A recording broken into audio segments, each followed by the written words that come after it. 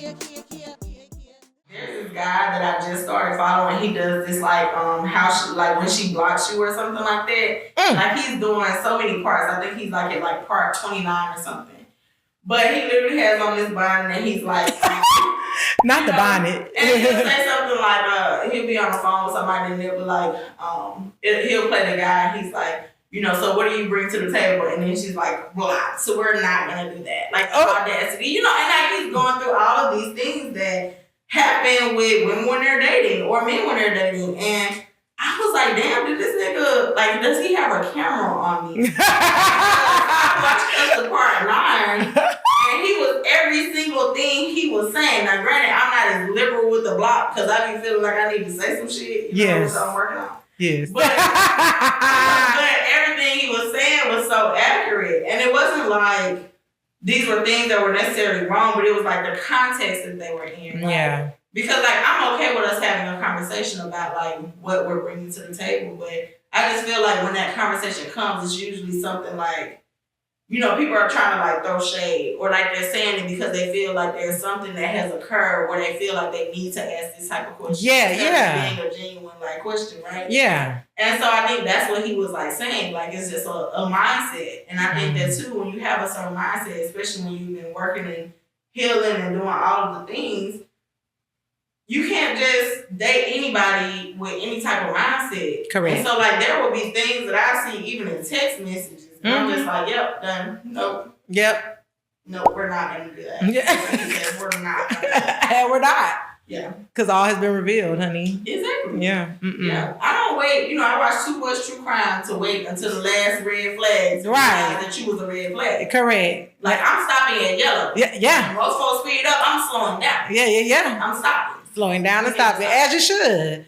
Because you want to keep the boundaries that you have. You want to keep the energy and the space that you want your relationship to be in. But I also love what you said before about working on yourself and being open and seeing if there's ways to scale back. If there's really some things that maybe might not be a red flag and maybe just like, oh, maybe I misunderstood that. And that's not. Because like you said, some things come from a place of trauma or things have happened and then you be like, oh, okay, well, maybe that's not such a bad thing to do or say or talk about because it's from not so much of a negative place, but it could have just been received as trauma. Like, oh, because this happened before, I just always do this. And it's like, okay, well, you can do this different with me because I'm not going to never put you through that. Exactly, exactly. And one thing I got really good at with doing that healing work is like, I'll ask a question before I get ready to pop. Like, if I take offense to something, like, I would ask myself, like, first, like, why am I taking offense to this? Like, and understand, like, what that's rooted in and try to work through that because,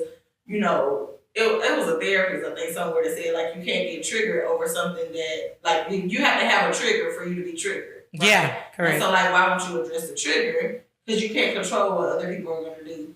And so, like, I do ask myself that, but then I also, like, ask the person, like, what do you mean by this? Mm-hmm. So, like, if I ever stop and, like, we talk and I'm like, Q, what you mean by this? Like, can you clarify for me? Mm-hmm. Like, I'm trying to understand before I start making my own assumptions. Because a lot of times, too, we do make our own assumptions about, especially text messages. Like, oh, heck yeah. We make our own assumptions about text messages. We make our own assumptions about the way somebody may look, know? Like, I have a mean resting RBL. A mean RBL. Like, resting bitch face. And I've been told so many times that I'm, like, super mean. Mm-hmm. Or that I look mean. And I'm like, I'm not mean whatsoever. I mean, I can be. Yeah. You fuck with my friends. Yeah. No, you go hard. Okay. This thing, let me tell y'all this one time we're literally here at the house partying. Everybody's just sitting down chilling because the party's in the back. And so people came to the front to not have to be where all the music is at. And my guy, he's a homie. He just was a little too drunk and too close. And when I tell you, he came up too fast in my sphere. And when I tell you this thing jumped in like a ninja, like, you too close to my friend, which I'm here for. Yeah. But also, and being alert, we love to be alert, right? Mm-hmm. But also, it's good that you're like acknowledging it and knowing like you can be that way. But at the same time, you're like, let me see if it's just me being triggered. Right. Mm-hmm. And if it's not necessarily the other person. And if they have positive intent, which is good. I also understand that intent is not the same as impact. Period. And I talk about that a lot in my work because, one of the things that people, when they're enacting these racist systems, they're like, oh, well, that was not what I meant. That's not what I intended. I don't give a fuck what you intended. This was the impact. Yeah. So, like, I can understand that, but, like, you also have to empathize with the fact that whatever your actions are, because actions have consequences. Yeah, they do. Whatever your actions were caused this type of impact, and it is problematic. Yeah. Right? And so, like, you can at least address that.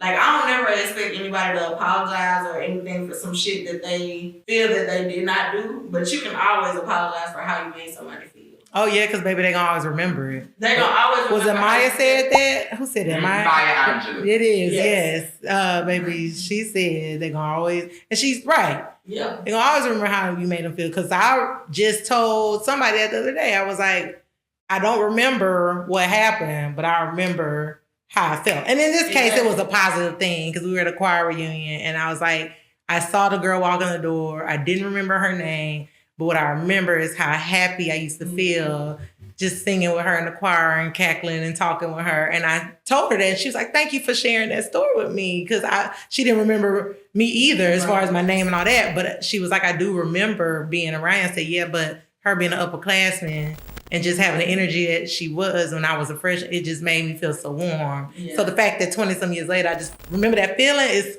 crazy to me, but it's a real thing because people will always remember how you made them feel. Absolutely. Mm-hmm. But real quick, circle back to the last thing I want to ask.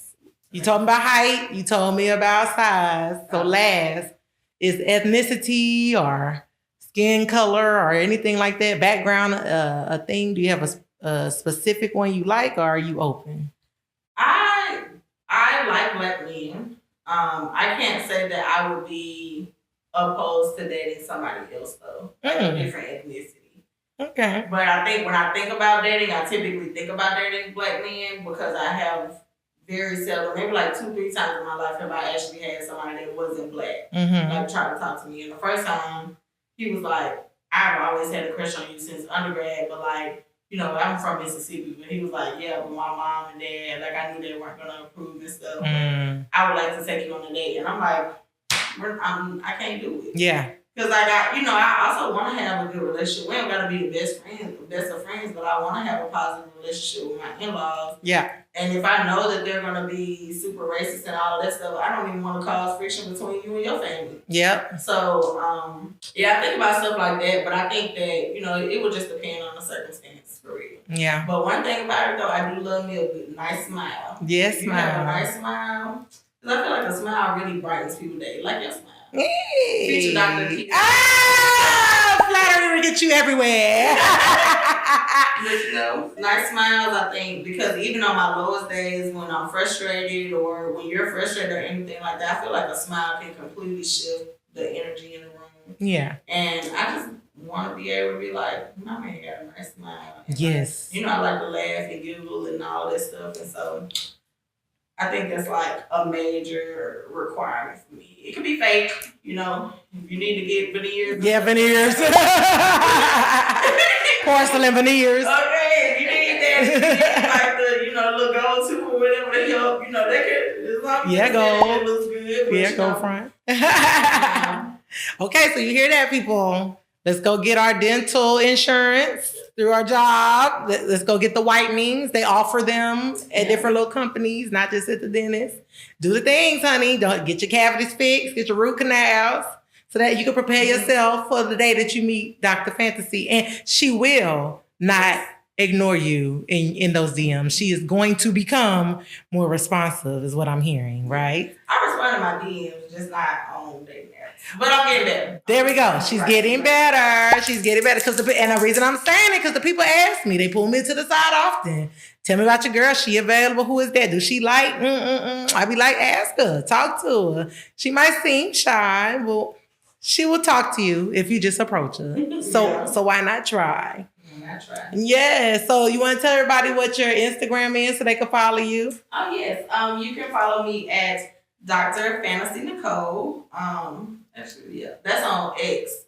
My Instagram is Fantasi Nicole PhD. Period. FANTASI, not Y, NICOLE PhD. Hey, I like it. Thank you so much for being on the show today. Thank you for having me. You know, I got to touch you, girl. Thank you for having me. I love me some you. I love me. Yay! I love this way again. Who was that, Tony? Yeah. I love me some her too. Yes. But I love me some you. Always and forever. And I just love our relationship. And thank you for everything. And always being so supportive and a great friend and everything that you are. Yes, thank you, future Dr. She got me again! And thank you guys for watching yet another episode of The World of Kia. Bye. Bye.